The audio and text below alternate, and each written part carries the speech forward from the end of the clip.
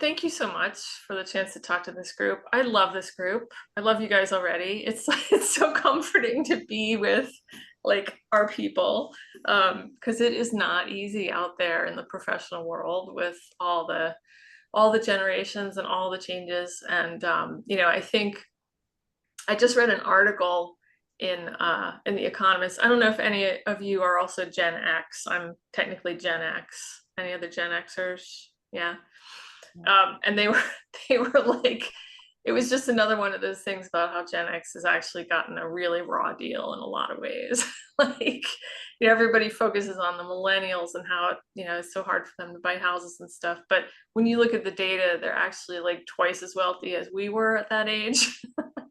And all kinds of other things. But I think, just to kind of set the stage, I think it's we have seen such a sea change in not just the world, but of course in terms of how people communicate and how they behave, since the introduction of the internet and then the iPhone, and how we now all live our lives with phones and social media and everything. So we have seen a lot of the world has changed underneath our feet, and we are at a place, and by we I mean women who are in midlife or over 50. We are all trying to find our footing, and here we are all trying to, as you just mentioned, Tracy, many of us are kind of, for one reason or another, coming to the end or deciding to end a corporate path and trying something new and different. So what I wanted to do in this conversation was just kind of review, what are some of the biggest key issues that midlife women are facing and dealing with that are pretty much universal, no matter what their life or lifestyle or family situation. What the challenges are for a brand that wants to reach that woman, and then the kinds of actions that we can all take as business owners, entrepreneurs, professionals to try to better attract, engage, and retain those clients. So key issues, I think, number one is health. Everyone, as they reach midlife, is dealing with something health-wise. They're dealing with the realization that they're not 20 anymore. And, if they've been really fortunate or if they've been really disciplined, maybe they don't have health problems per se, but even the most dedicated athlete is dealing with injuries or more difficulties putting on muscle mass or whatever it might be. Meanwhile, a lot of us have gone, a lot of, depending on whether you were able to maintain a fitness regimen in your younger years, or whether you never really did, there's a spectrum of where people find themselves in terms of their own personal health. Some people are in the middle and they're okay, but they're getting a lot of aches and pains, and maybe they're having digestive issues and that kind of thing. Some people have very serious problems. Some people have dealt with cancer at this point, maybe multiple rounds. So we're facing our mortality, and so health is becoming a much bigger issue and priority for us. The advantage of the environment we're in is that there's a lot more information out there. So I'll talk about that when we talk about actions. The second key issue, of course, is family. Whether we have a family or don't have a family is a big deal. A lot of midlife women are reinventing their family lives. When you look at content in the sort of menopause space, perimenopause and menopause space, there are so many women who get divorced at this age. Maybe they raise their children and they get divorced. So there's just this re-examining of what family means, what kind of sacrifices women are willing to make for family, and yet, of course, still that really kind of primal longing for that kind of intimate connection in our lives. So whatever your family looks like, whether you've married and had kids and had a traditional path, or whether there's divorces or other kinds of detours, whatever family means to us is also becoming more important for the same reason, that we realize our time is short and we want to spend our time in ways that matter most to us and with the people who matter. Third is empowerment, which I think is a natural segue from what I just mentioned about women changing their lives. I think, you realize that the stakes are high. You realize that it's now or never. You realize your time is limited, and so you want to make some very conscious choices about how you spend it. And I think there's there's decades of, how would I put it? Not resentment exactly, but we look around and we look at what the younger generations are doing and how, and we realize, I think there's a real mixed feeling when we observe that, because on the one hand, there's the whole like, well, gee, we had it a lot tougher and we turned out okay. But then on the other hand, we think, but actually, they're right, and that would be a lot better for women if we approach things that way. And whether this is about life balance or whether about being willing to be seen, being willing to speak up, whatever it is. So just sort of like the idea of taking back or taking for the first time our own personal power. Connection, and this can be, this can be family related or not. There are a lot of women in midlife who really don't have immediate family in their close circles, and they're looking for new connections. They're looking for new friendships, new intellectual stimulation, new insights, personal improvement, that kind of thing. So they're looking to make connections there. And then finally, you have just the general lifestyle, the facets of life, like finance, travel, home, hobbies, fashion, all these things that are sort of like how we express ourselves and how we express our interests. So those are some of the really big issues that are on the mind of the midlife woman. And so then as a brand who exists to support, entertain, or otherwise engage with that woman, here's some of the challenges we have. At this point in life, a lot of midlife women are very loyal to a select number of brands.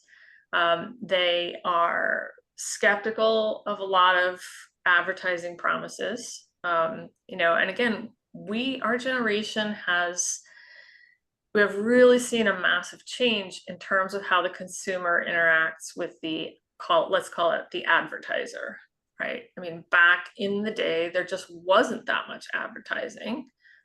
It was a lot less sophisticated. Companies were a lot less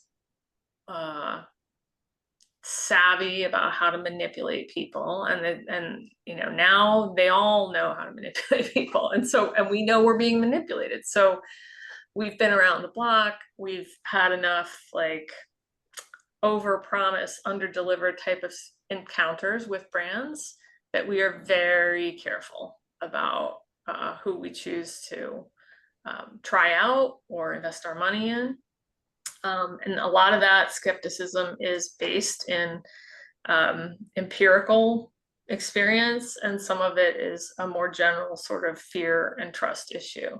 So it can be harder between the brand loyalty and the skepticism. It can be very hard to develop trust with a prospective client in midlife. Also, these clients are not necessarily as open to or interested in whatever is new. When young people are first out in the professional world or the business world, and if any of you have young people in your lives, you've probably seen this, they're eager to embrace whatever the newest thing is. They're looking for new solutions. They believe that change can happen. And when you're encountering, when you're working with a midlife woman, a lot of times, let's say it has to do with fashion, since I know a little about that area. They're not necessarily looking for new solutions. They've just accepted or made some decisions about either what they like or who they are or how they feel about their bodies, and they're just trying to work with that. They're not necessarily believing that there's a whole different way to look at it, or looking for a new way to look at it. So there too, I think there's a lot of, what does that mean? It means there's a lot more education and sort of opening of minds that you have to do sometimes when people are sort of just in their rut, or in their lane is a better way to say it. It's not necessarily a rut, but they're just, they're in their routine, they have their life, this is how they operate. So it's a little harder to interrupt them and get their attention there, and raise their curiosity enough to have them look out of that lane. Let's see. Oh, well, of course, and this is something everyone deals with, information overwhelm and fatigue. So you might have the best solution on earth for something, again, product, service, whether it's an approach, your particular approach to your service, or a product that you offer. And yet the number of marketing and advertising messages women get is so overwhelming, and we all get, it's not just women, but men too, that it is really hard to get anyone to ever make a decision. Because I think I saw a statistic that our human brains, our primal brain is geared to make about 2,500 decisions a day, and we are making 35,000 decisions a day. And that's like every time we decide, what are we going to pay attention to? Are we going to check our phone? Are we going to look at this message? Are we going to look at this post? Are we going to scroll this feed? Are we going to answer this email? Are we going to, we're going to do the laundry? Are we going to step outside? There's just so many things we have to decide. And our brain has limited capacity for that. And so the complexity and the overwhelm that comes from too much information is very real. So the challenge is, how do you simplify and streamline the whole journey, the whole customer journey, when you're dealing with that situation, that reality? So here's what you can do. And these are not necessarily easy to do. It's like they say, it's simple, but it's not easy. But this is the way to try and cut through all the noise, and to try and cut through the obstacles and the barriers and the walls. Number one, make it simple. It has to be so simple to understand. Whatever you present them with has to be immediately within the first sentence. They need to understand what it is, who it's for, and why it matters. And that's a very tall order. It's very hard to do. It takes tremendous amount of work and discipline to put your entire value proposition basically into one sentence. And it's not necessarily obvious what sentence that should be, because it could theoretically be 10 different sentences, right? We all have nuances in what we offer. We have slightly different offerings for slightly different needs and people. So that requires some work. But that also increases the chances exponentially that someone will pay attention to your message, whether they're seeing it on socials, in an email, in person, whatever it might be. Because if somebody has to burn too many mental calories to figure out what it is you do, they won't. Because we're all in serious calorie conservation mode when it comes to our brains. So anything that presents to our brains as complicated, immediate no, as the Instagram meme says. Immediately no, it's just going to get lost. And so second, we really need to do the heavy lifting for them. So let's say, okay, we kept it simple, we got their attention.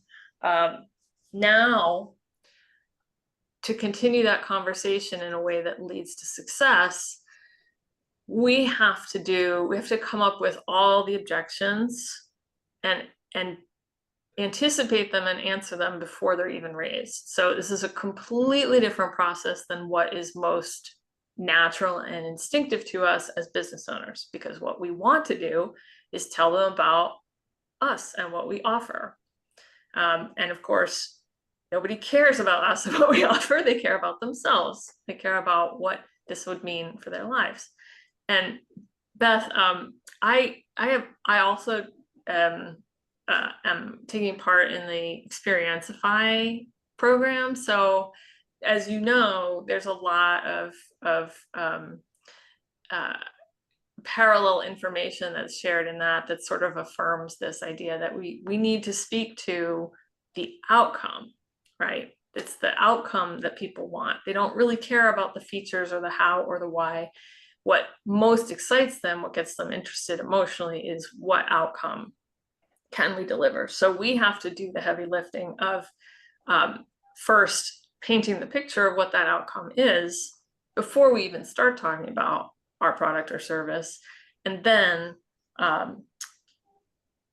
helping to show them how our product or service helps them achieve that outcome.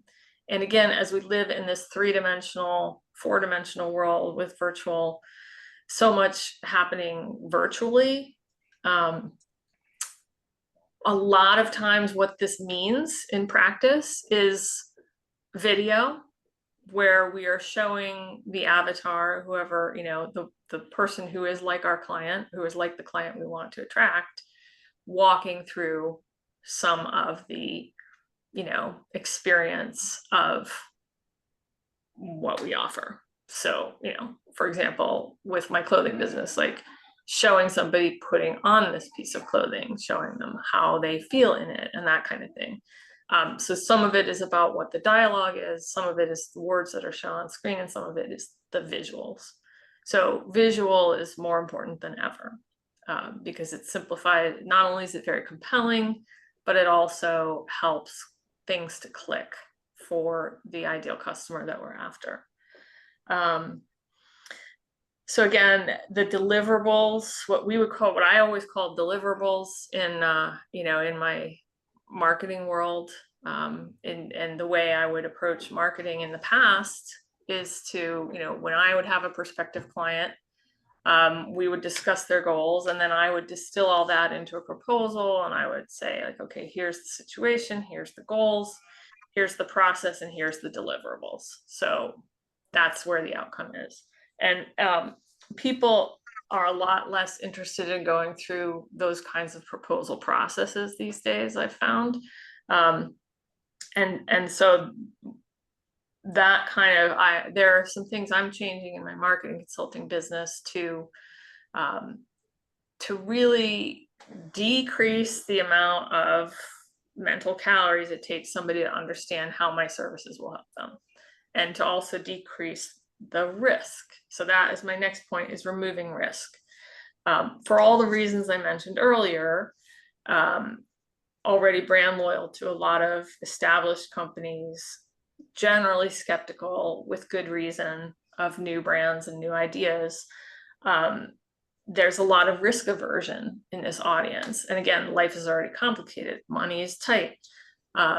Why should I trust you? Why should I spend? So anything you can do to remove that risk. That can look different depending on who you are and what you offer. It can be professional certifications. Let's say you're a health coach. So maybe you have nutrition certifications or lymphatic professional certifications or PT or physiotherapy or those kinds of things. A couple of you mentioned you were involved in supplements. So maybe there are, nutrient focused kinds of certifications. Then of course, social proof. We all know about social proof, which is, it's a real challenge. It's this thing where we all understand. I think you all know, you probably have heard plenty of times that social proof is important. I'm not the first person to tell you that. But like, how do you actually collect, document, and deliver that social proof?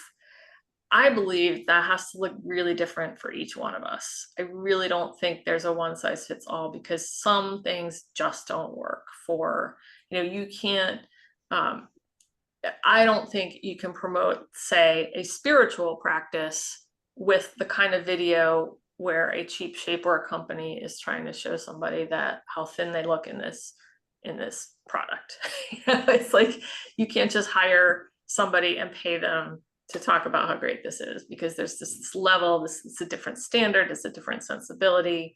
So is it somebody talking about your product or service who has experienced it themselves, or is it something that's, you know, done in a written form, or, you know, in a podcast form? Like, there's a lot of different forms that it can take. So what I would say is, yes, social proof is necessary, but it doesn't have to be what you might think it has to be. You can get very creative in terms of how you present it and collect it. And then finally, there's the idea of organic versus paid content. So content, of course, is huge. Content is what drives SEO. It's what drives viral attention on social media. And it's where the algorithms are getting really sophisticated about pulling relevant content. So you can do it organically by writing or posting content or posting reels or whatever it is you do. And that will take time. The other option is to do it in a strategic way, testing paid content, and that will get you faster learning, but it will cost you more in cash. So time is a factor, and it's that also is a personal decision for each of us. So finally, I think I'll wrap there and open it up for questions, and just sort of say that I think what Tracy's doing here is so exciting, so timely. I think it is a blue ocean for all of us, because all these things I've just walked through that every midlife woman is dealing with, if that midlife woman is also an entrepreneur, or is reinventing themselves, or is caring about their health, or wants to be more empowered, whatever it is that woman wants, she needs support. She needs resources. And right now in our society, there's no go-to place for that. And so I think this community could form, you know, one of the first resources for women to go to for that kind of thing.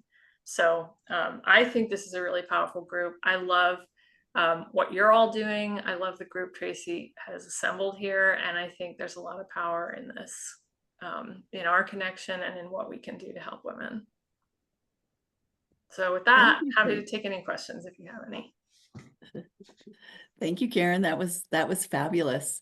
Does anybody have any questions? We'll open it up. Sue. Go ahead, Sue. Okay, so you talked about the importance of making, like, keeping it simple, which we all know.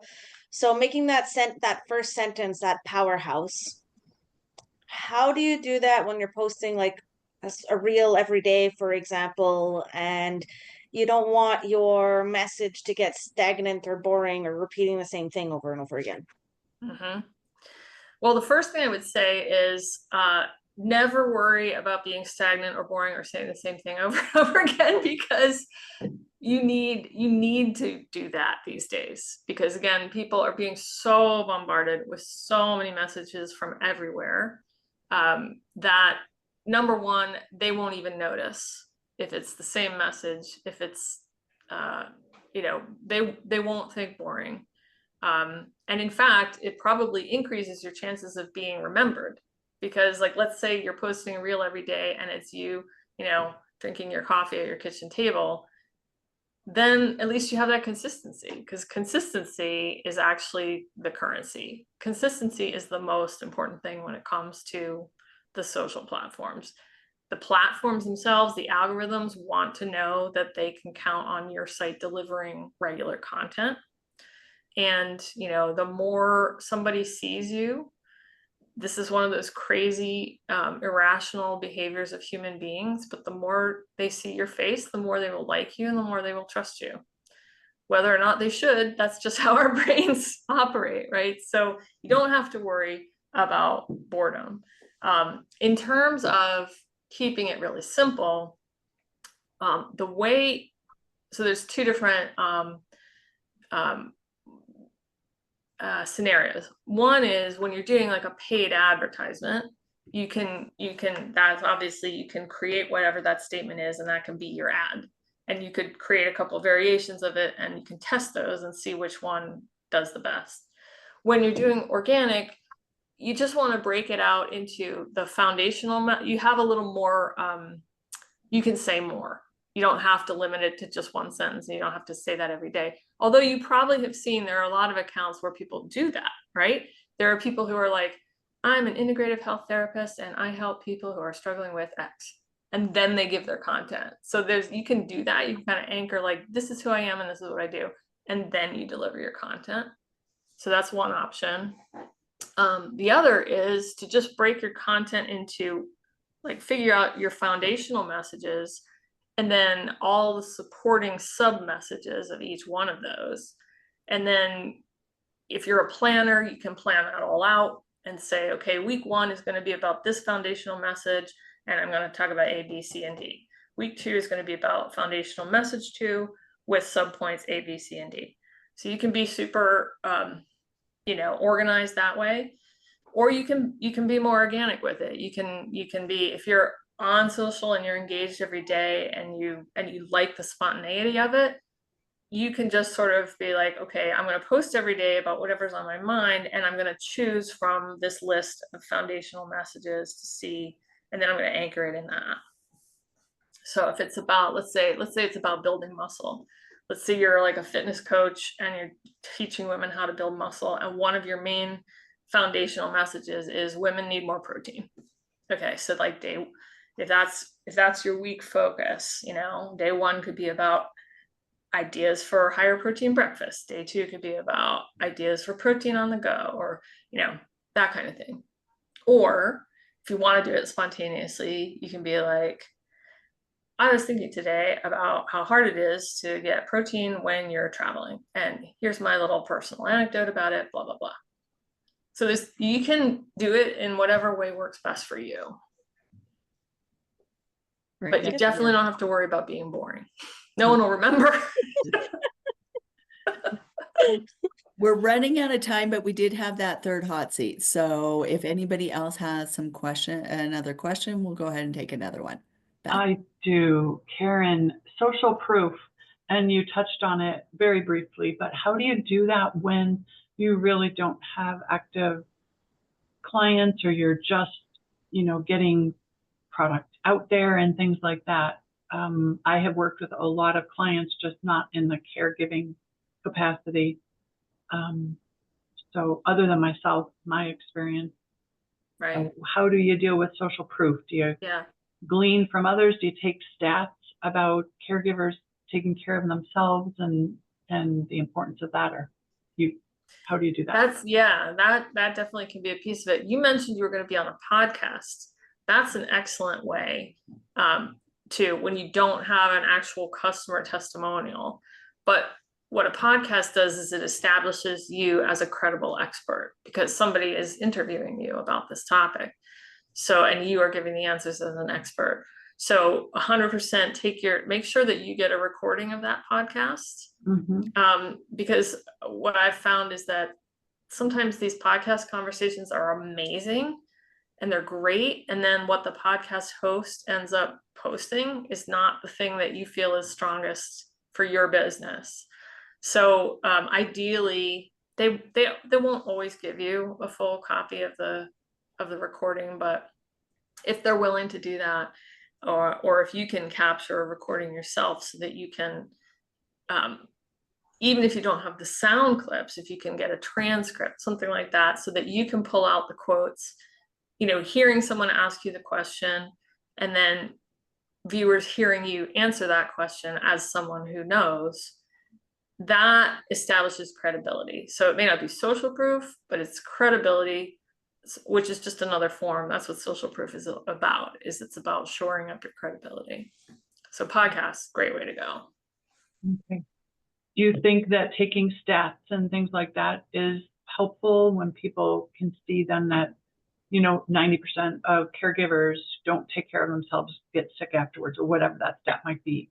Yes. Yeah, okay. That would fall under the category of like educating your audience, which again, I think there's a lot of that has to be done. And that would be supportive and complementary. Okay, thank you. Mm-hmm. Great job. Thank you. Thank you Great. so much, Karen. And thank you for everybody's questions. But Beth, did you have, I think Beth wanted to say one more thing. Oh, Beth, go ahead. I'm sorry, I just wanted to say, Karen, I don't know what your business name is. Your, not the marketing, but that would be good too. But your clothes. I would love to look at a website or something, and I just don't know if I've missed it in the past or what. So can you share that somehow? Yes, it's Embrago, EMBRAGO. I'll put it in the chat as well. Maybe you did once, but I must have missed it. Thank you.